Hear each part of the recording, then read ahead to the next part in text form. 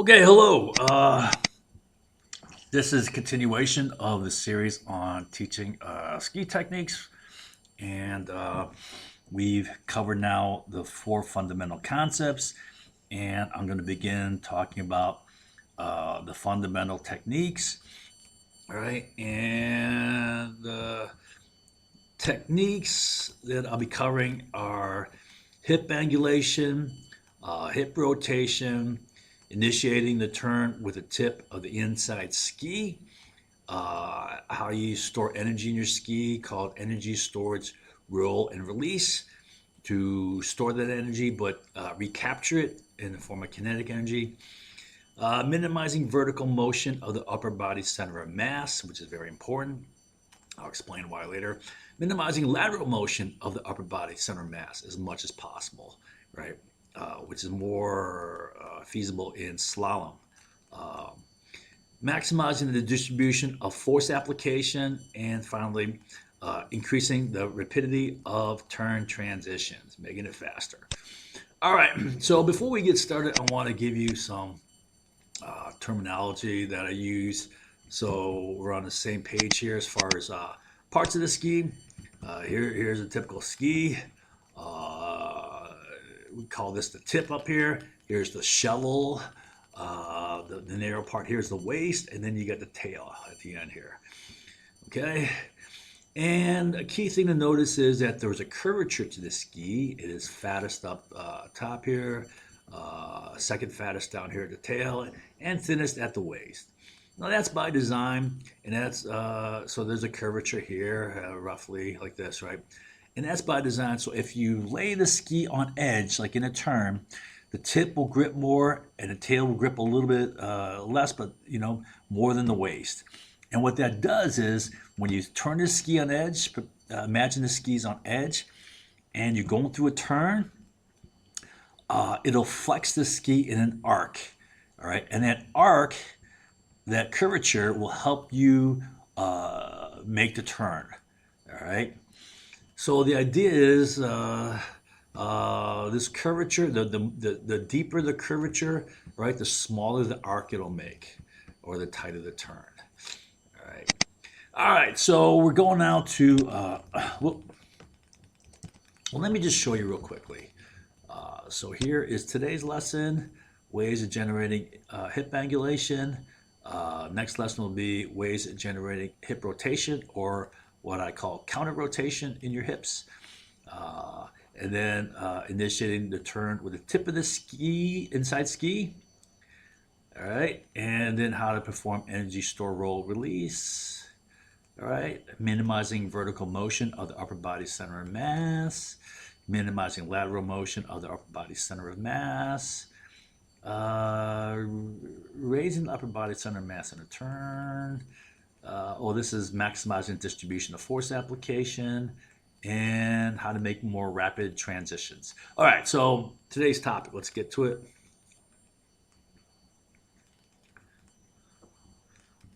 All right. So it's ways of generating hip angulation to raise the upper body center mass above the ground force vector. All right, so this has to do with vector analysis. Let's do a quick review of that. Go up here. Here's a good one. All right. Recall that in a turn, you're going to have this centripetal force pushing in on your legs, all right? As you're going around a turn, this will push you in, right? We call that the ground force. And this is the upper body center mass, where you want to angle your body to lift it so that upper body center mass is raised. Now, if that's higher than the ground force vector, that's going to create a lever arm, which is going to roll your body this way and keep it upright, placing weight on the outside ski, which is where you want it. You don't want to have your weight on the inside ski. A number of problems can happen, and we'll discuss that more in the next lecture. All right, so that's the lever arm, right? It's like a wrench, torquing it up. Okay. All right. So now keep in mind that the purpose of hip angulation is to keep the upper body center of mass high to create the lever arm that rolls the body onto the outside ski. in a turn. All right. The first step is to push the hip down towards the snow while keeping the upper body as straight up and down as possible.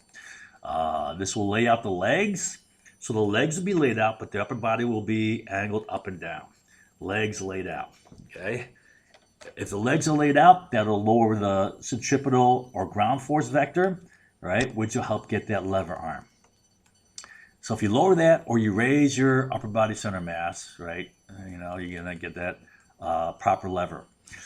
Now, one way to keep your upper body as upright as possible is to keep your shoulders level with the horizon. It's kind of easy to keep that in mind, all right? Try to keep your shoulders level to the horizon or as close to that as possible. And this keeps upper body upright and helps to drive hip angulation. All right, so by keeping your shoulders level with the horizon as much as possible, I mean, it can't be perfect depending upon the term, you will keep your upper body upright, raising the upper body center of mass. Do not drop the inside hand to the snow or raise the outside arm. All right, which are two common tendencies, two common mistakes I see skiers do, because this will drop the inside shoulder and lift the outside shoulder, which will cause the upper body to lay out flatter, right, lowering the upper body center of mass and thus destroying the lever arm. So I'll first show you roll down and slide out, which in a lot of those cases they lifted their. I'm not ready for that. They lifted their outside arm. All right. Let's see here. What am I looking at? Okay. I'm looking at support videos, hip angulation, and roll down and slide out. Okay. Let's check this out. All right. It's going too fast here. I wish I had slow motion here. Let's see here. All right, let's go. Let's see what's going on. All right, this is Ted Ligety. You see his outside arm is high. You see how his shoulders are not level; they're angled like this. His upper body is in line with his lower legs. He has lost that lever arm. All right. If his upper body was more upright, when he's going around that turn, the inertia and gravity combined vector will throw them to the outside. The centripetal force will push up here. His upper body will throw him this way, and that will create a lever arm that will torque him onto that outside ski. As it is, because that arm is so high, right, and this arm low, he's going to slide out. Let's see what it is. Okay, so he slides out, right, and then that looks like it probably hurt pretty bad. Let's take a look at Bodie here. Okay. Oh, no, this is Ted Ligety again. No, this is Bodie. I think this is Ted Ligety again. That looks like Bodie. Bodie ski like that. Yeah, that looks like Bodie. Yeah, it's Bodie. All right. See his outside arm was way too high. All right, let's see. Go back here. His outside arm is going to be way too high. He's not gonna lower it. And I think he slides out here. Well, yeah, he slid out there. Okay. Outside arm too high. Also, it's too forward. He doesn't have counter rotation. His chest is chasing his ski tips. And what's going to happen is if he lays in his upper body, he's going to get rolled down and slide out. If he gets hip angulation, he's going to do the outrigger, and he's going to overload the inside ski, and he's going to get inside ski blow up. But let's see what he does here. Okay, so he raised that upper arm. You see him raise that outside arm. Raise it. Slides down. He's lowering and he loses it right there. He got rolled down and slide out.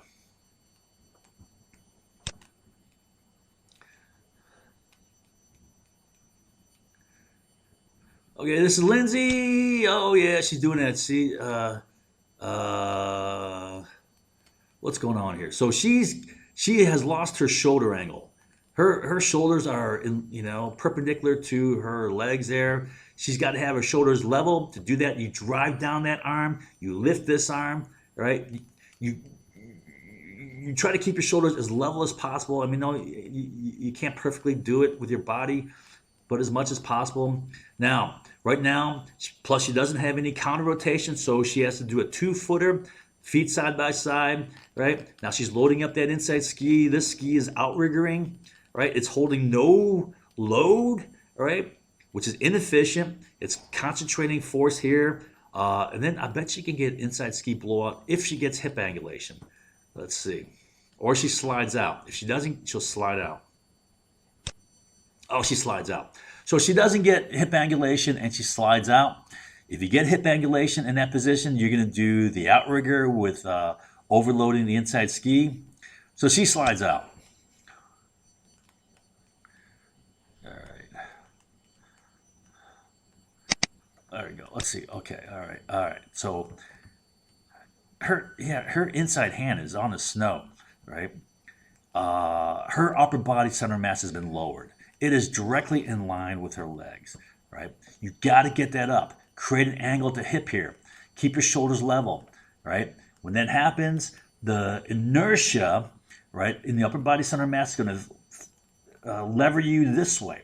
The ground force will push here, but your upper body center mass will throw you this way, and it'll create a lever arm that'll keep you upright.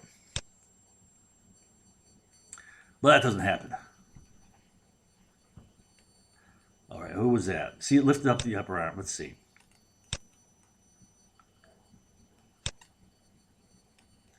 Look at how, look at it's blurry, but look at how high that the outside arm is. That's just wrong. And they slide out.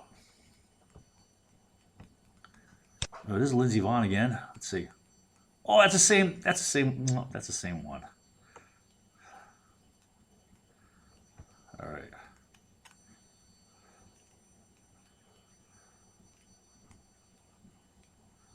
All right. Hurry up. Hurry up.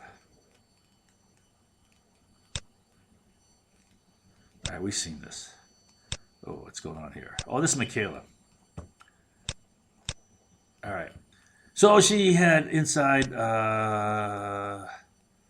Let's see here. All right. Well, one, she doesn't have counter rotation, but two, she lets her shoulders drop there. Her outside arm is too high, right?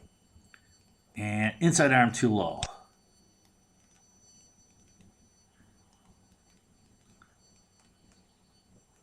So she slides out. Ooh, who's that? I think this is Michaela again. She has some counter rotation there, right?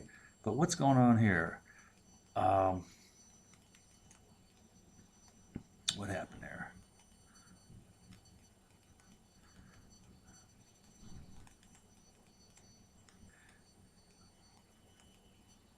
Yeah, she leaned in too much, and she got rolled down and slide out. All right, who is this? Well, that's Michaela again. Oh, this is a recent race. Yeah, that's right. That's where she almost inside ski blew up. So this is a 2020 race, which she reverted to old school technique. She wasn't getting counter rotation. She was 2-footing it. I don't know why she went back to this. And because she's like both arms forward, she's not pulling back her outside arm, right? She's 2-footing it, feet side by side. All right. Now she's going to get hip angulation. See that angle in her hip? If you get hip angulation when you're 2-footing it, you're going to outrigger, and your upper body center mass is going to be loaded on that inside ski. It's going to grip. You see her upper body center mass loaded right there. It grips too much, pulls around. There's no weight on this ski here, all right? And it's not that bad. Her knee is up high, but it's not bashing her in the chin. So she recovers, all right? Almost dumped it, but it wasn't too bad. All right. But now she's not going to get hip angulation. She's going to do the same thing. Not enough counter rotation. Uh, both arms forward. All right. Chest squared with the ski tips, chasing the ski tips. All right. And she's 2-footing it. And if she leans in, she's going to get rolled down and slide out. Her weight's going to shift to the inside ski, inside edge to the inside ski, and she's going to slide out. Let's see what happens. Oh, all right. My processor is, come on. There it is. Okay. She didn't get enough hip angulation. With that body position, with no counter rotation, she's going to roll down and slide out.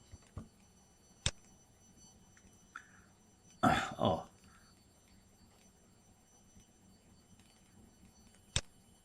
Okay. So she's 2-footing it. She can't get her outside ski down. It's because look at her shoulders. Both are forward. She doesn't have her slip and slide. All right. Both boots are side by side. Well, you can't get that outside, ski down that way. It's just the inside's in the way. So she loads up mass on the inside edge of the inside ski, and she rolls down and slides out. It's because her upper body is center of mass is low. That creates a lever arm that rolls her down. The centripetal force, ground force vector is going up like this, and her upper body center of mass is not high enough to create the lever to go this way, so she just rolls down and slides out. That's in 2020. That shouldn't be happening. Oh, I think this is Bodie. Ooh, that's inside ski blowout, though. That's a little different. No, I think Bodie actually hit the gate there. Yeah, I think he hit the gate. I don't know. That one's hard to see. And my processor is not keeping up here, so it's all... All right, that's enough for that. All right. Now another thing that so you see that happen when they raise their outside arm. So another thing you can do is lower your inside hand, right? And I picked a person who was a good skier, but this was their little flaw they always made. You know, all good skiers do a lot of things right, but they tend to have like one thing wrong here. Well, Felix Norrider would always, well, not always, but quite often be guilty of dropping his inside hand too much. So let's take a look at that. Again, this is going to drop the shoulders. They're not going to be okay. All right. Ooh, let's see here. I got to stop this way. What's going on here? Well, I'll just play the whole thing. And see that inside hand drop? He's not raising that outside hand so much, but he's dropping that inside hand, and it's killing his hip angulation.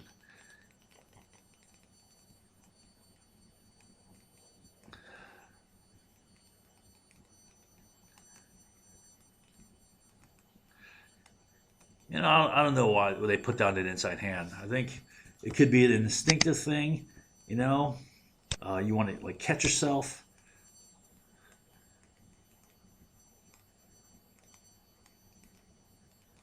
All right. Yeah, it's not a bad turn.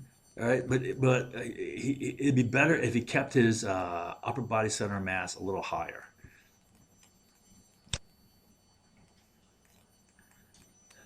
You see how it's dropping his shoulders, right? By dropping that hand. I mean, you can drop the hand and keep the shoulder up, right? That's possible, and I've seen a lot of skiers do that, where you intentionally keep the shoulder up even though the hand drops.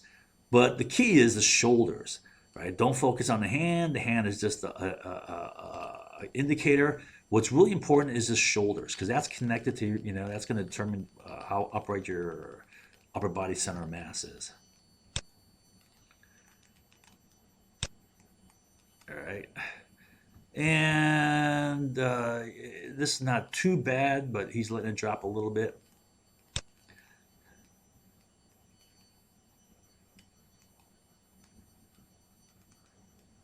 Let's see here. See how he's leaning in a little bit because his shoulders aren't bad right there.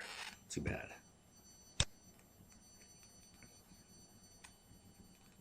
Yeah, he let his shoulder drop there, right?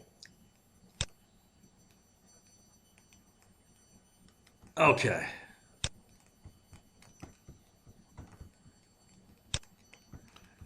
All right. Now for slalom, one of the things you can do to keep your shoulders level is use what I call the bullhorn arms.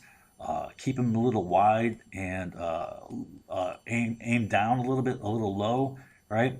Now by keeping them wide, that creates a lever that helps you keep your shoulders level, right? So if you hold your arms a little bit wide, right, you can leverage your arms to keep your shoulders level. All right. Now, another advantage of this, of the wide arms, is you can use that lever also to keep your chest locked facing downhill, which is what you want to do in slalom to get to drive hip rotation.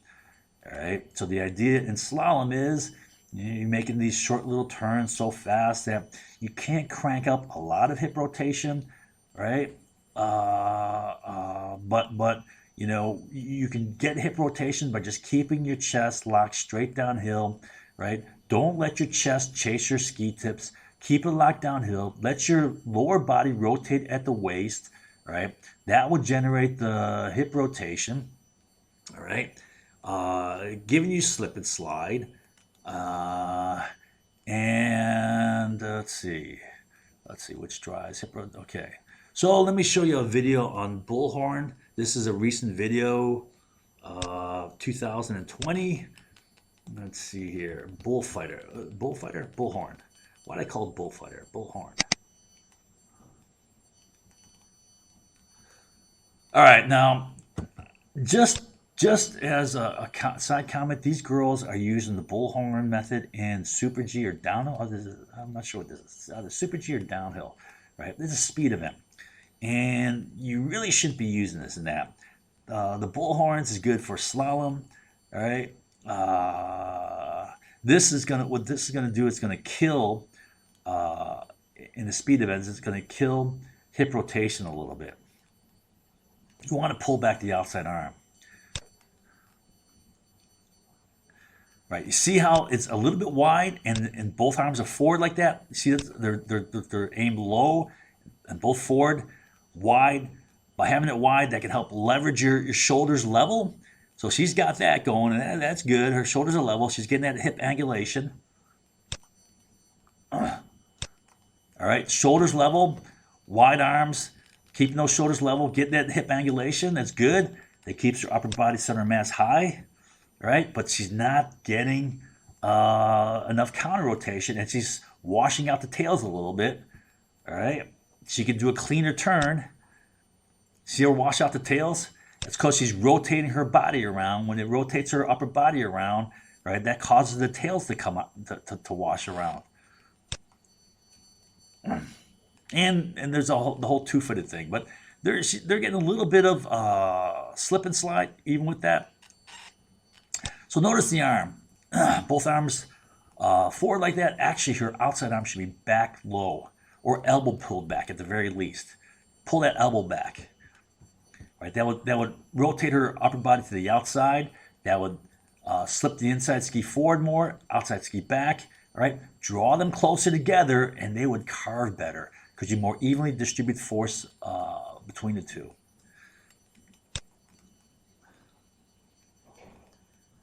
All right, this is Michaela. She's doing the same thing. All these girls. No, that's not Michaela. Who is that?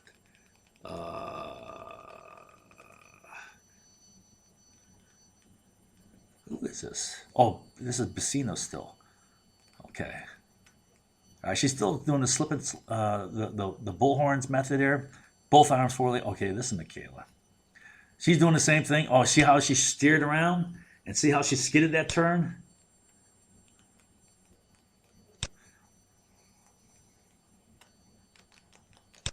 All right, she's going to steer her outside arm around. That's going to twist her upper body to the inside, which is what you don't want to do. And then her tails are going to skid out and she's going to throw a lot of snow. So she right there, she pushed an arm out through that snow there. All right. That's not helping her speed.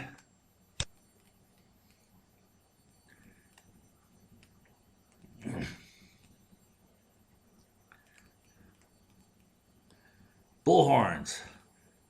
All right. Not what you want to do in Super G, but it does keep the shoulders level. All right. Oh, that she pulled back her outside arm there. That was good. That's still the bullhorn. See how her shoulders are nice and level, right? She's getting hip angulation, but she's not getting enough counter rotation. So they were doing what I taught up until about a year or two ago, and then now they've gone back to this.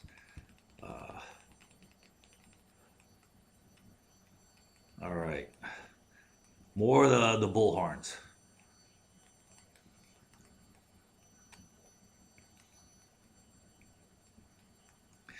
So the bullhorns is also good at uh, keeping the chest locked downhill for slalom, but for the speed event, you're turning so much, your chest is going along with, you know. This is Brignone, and she's doing the bullhorns too. They're all doing the bullhorns.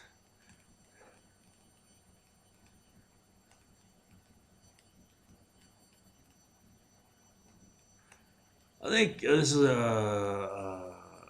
Elena Curtoni, and I believe she won this race. Let's see if she's going to be doing the bullhorns also. Yep, there you go, right there. Both arms forward, right there. A little wide, a little low.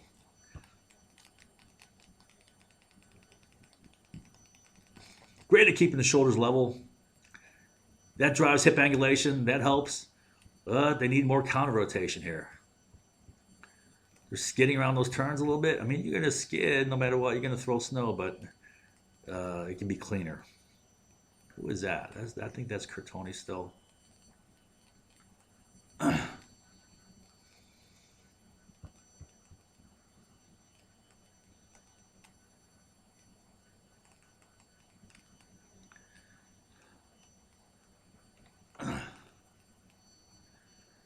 Oh, she got some nice slip and slide there.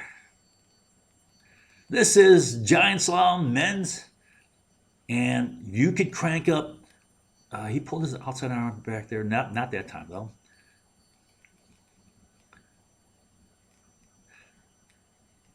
Oh, he pulled it back there. That was good. Pulled it back a little high. Oh, he pulled it back there. So it's a combination. He steered too much there. Largely, it's bullhorns there. See the bullhorns, right? Help keep the shoulders level. All right, I'm gonna stop it. I think you've seen enough. All right, so that's bullhorn. All right, now in giant slalom, super G, and downhill, as opposed to slalom, you can crank up more counter rotation by pulling back the outside arm as you go around a turn. As you go into the turn and just coming out of the turn, it can be back, right? Be sure to pull it back in low, right? Don't pull it back high. If you pull it back high, it's going to kill your hip angulation. You pull it back high, that's going to raise that outside shoulder, all right? And, you know, that's going to lower your upper body center of mass, and then you're going to lose that lever arm, right? Okay. All right. Now, another thing is hand position, especially in slalom. This is specific for slalom because it has to do with blocking the gate, right? Which you don't have to do in the speed events, because in the speed events they have gates that have two poles and you got to get your whole body around it. In slalom, there's one pole and you can just knock it down and ski through that pole, right? It's meant to it has like a hinge pole, flexible. It's knocked down pretty easily.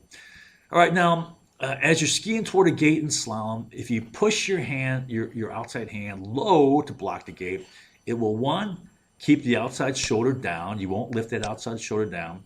Keeping the upper body more upright, driving hip angulation, right? And that's going to give you that lever arm to keep your body upright. And a low block will also, in this case, when you block, you're pushing your hand forward. If you push your hand to block the gate forward and you keep it low, that also drives your upper body a little bit more forward, generating more shin pressure in your ski boots, which helps you engage the ski tips first, which will, one, allow you to store more energy in the skis. But keep in mind, don't get greedy, because if you try to store too much energy, the ski tips will backfire and act like a plow pushing snow, breaking ice bonds, and it'll slow you down. So you got to get a fine touch for exactly how much tip pressure you use. Too much will slow you down. Too little, you're gonna wash out on your tails. You won't utilize stored energy. Okay, and also you will utilize the full length of the ski with its full flex, and it'll carve better. All right, that's what I'm talking about. I'll show you a person who had a tendency to do a high block. I mean, there's been other people, but this one kind of stays in mind. And what happens is, not only do you not store energy, you tend to skid your turns on your tails. All right, and also it kills your hip angulation. So let's take a look.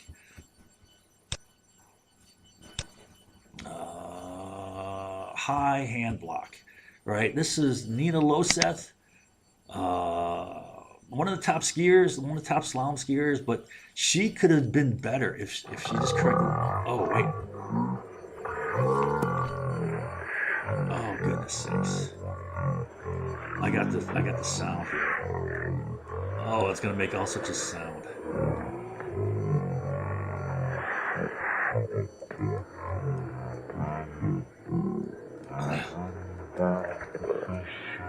Well, this is what I'll do. All right, I'll just pause it. So watch her block high. See how high she blocks, right? But blocking high, she drops that shoulder angle. She's more in line, all right? She's not getting on that outside ski. All right, what else is going on? She's getting on her. She's not getting tip pressure. She's on her on from boots and behind, right? And she's gonna wash it out and throw snow. She's not gonna use the full length of the ski, all right, to get the full curvature and also to store energy. All right. She's doing a lot of other things right, and that's why she would finish in the top five. A lot of these races, and even podium sometimes. All right. Blocking high. You see her whole body's in line here. All right.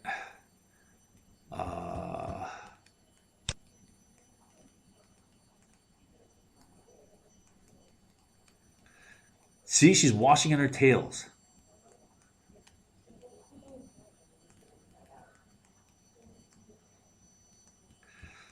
Watch it. She's skiing from her feet to her tails.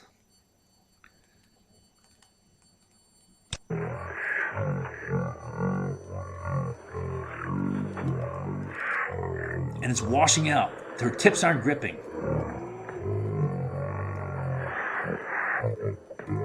That's because of the high hand block. But it's also killing her hip angulation. She's still getting some hip angulation, but it could be better. All right, let's see here. High block. You see how she's skiing with this part of the skis only, and she's washing out those tails.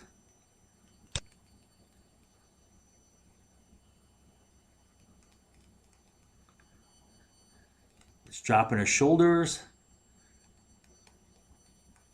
That's a flush. Flush don't count. Those are like little wiggly turns. All right, again, she's washing the tails there, throwing snow.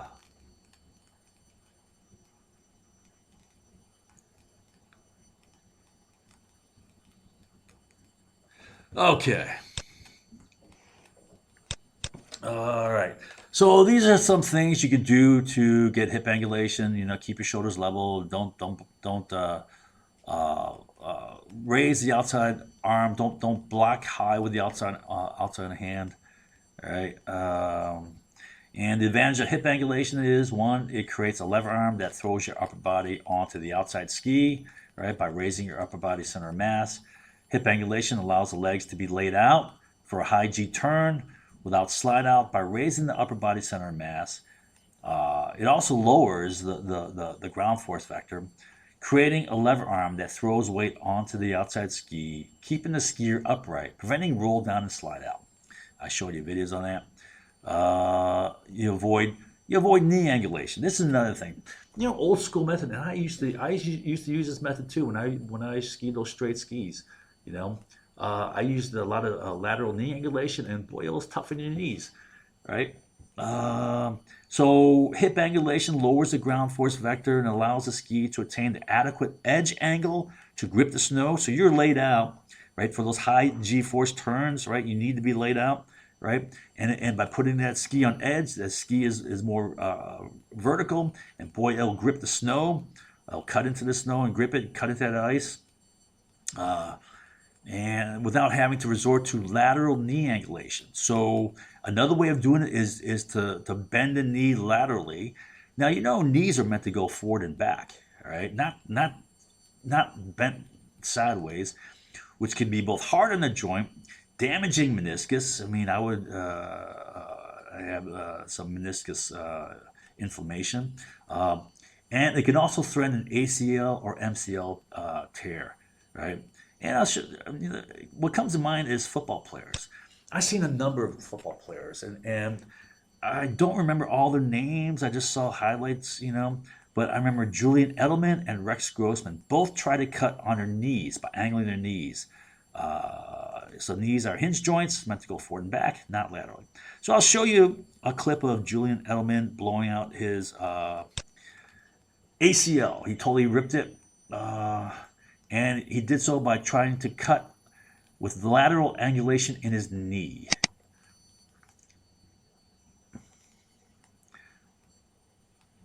Ooh, that looks like it hurts. Okay. All right, so let's take a look at that in slow motion. All right, so he was out for a while, at least a year. So instead of laying down his hip, he tries to get angle with the knee, right? I mean, coaches should teach this. Don't do this, right? Right there. And he blows it out. Let's see here. Boom, right there, right? Just rips that ACL. All right. Yeah, so if you get hip angulation, you don't have to use knee angulation. That's what I'm trying to say here. All right, which is bad for the knees. All right, so another thing is you create torsion. Oh yeah, you create torsional strain in the body. This helps you get a more rapid transition, right? If you get that hip angulation, right, it's like putting strain in your body. It's like flexing a reed. Like like in marshy areas, you have these flexible reeds, or a fishing pole. Right, fiberglass fishing pole, you flex it, it's going to flex back to the other side, right? Or I don't know, whatever, some stick, all right, on a tree, you pull it, it's going to flex back the other way, right? So hip angulation will create a bending strain in the body, like bending a flexible reed or a fiberglass fishing pole, which wants to snap back. This tension and snapback will help you throw the legs from the laid out position on one side across to the other side, thus quickening the transition from one edge to the other edge for the next turn. Another thing that goes with this is if you wind up a lot of counter rotation, all right, and when you use that rebound energy, you store energy in the ski tips, let it roll from the front, the ski tips, back to the tails as you go through the turn. When you exit the turn, you release that energy out of the tails. All right. Now, if you have no counter rotation and your chest is chasing your tips, What that's going to do is that's going to throw you up in the air. You're going to get float time. It's going to be slow. It's going to delay the application of force, right? Making you late in the turn. And at worst case, it'll flip you on your back. And I've seen plenty of skiers get flipped on their back. I've seen Bodie Miller ski one turn, boom, flipped on his back because he had no counter rotation, right? And he had plenty of energy stored, and when it rebounded, it threw his skis forward, up, and flipped him onto his back, right, and off the course. But if you have counter rotation, it'll throw those legs laterally, right, to the next turn. So both hip angulation and counter rotation will combine to make quicker transitions. It'll whip your legs laterally across for the next turn. Transitions between turns will be quicker, allowing for greater time on edge and thus increased distribution of force application. You're going to get those legs to the other side faster, and you're going to start applying forces right away, right?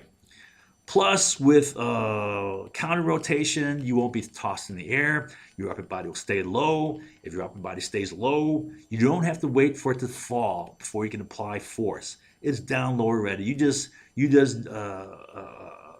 push those legs down, and you're applying force. So, okay, so as to not increase shear force, yeah. The idea is if you don't distribute force widely, you're going to concentrate force. Now, we said that there's two ways of concentrating force, pressure and impulse. Either way, pressure is distribution of force over area. Impulse is distribution of force over time, right? But in either case, you can exceed shear force, breaking ice bonds, throwing snow, and bleeding energy. All right. I have something here on hip angulation as far as minimizing lateral motion of the upper body center of mass, but I'm going to skip this.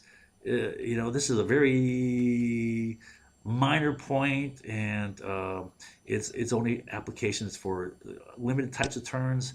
So I'm just going to skip this and stop there.